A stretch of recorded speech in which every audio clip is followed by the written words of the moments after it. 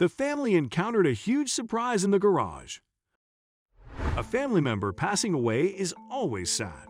But sometimes, stories arise about extraordinary inheritances that are passed on to an unknowing family. This was the case for a family from Newcastle, England. An uncle that had been sick for a long time came to pass away, and he left behind a dusty old garage.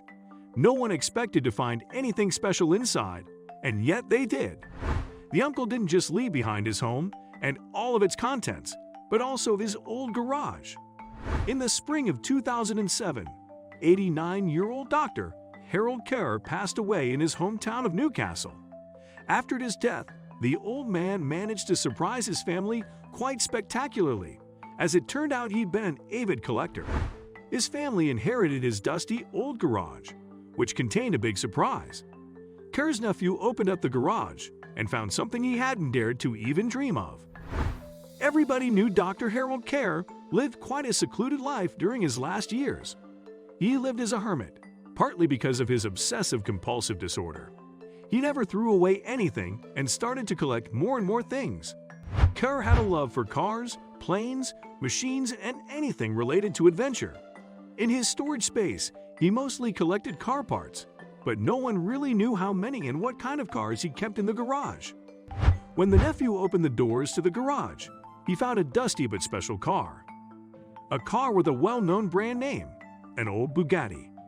No one had ever noticed the old man had this rare car in his garage, since he led such a secluded life.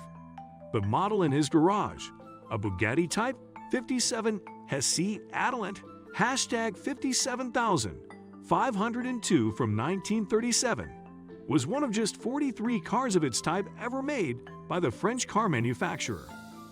Further research revealed that the rare Bugatti had had multiple owners, one of which was racing driver Francis Curzon. The Bugatti was sold to Dr. Kerr in 1955. However, since the license for the car had expired, the car had stayed hidden in the garage ever since 1960. Kerr bought the car for £985, which was quite the sum of money in the 50s. After the family found it, the car was refurbished and eventually sold at an auction for a whopping $4 million, which is about 3.5 million euros. The money was divided among the family members, who had never expected to become millionaires.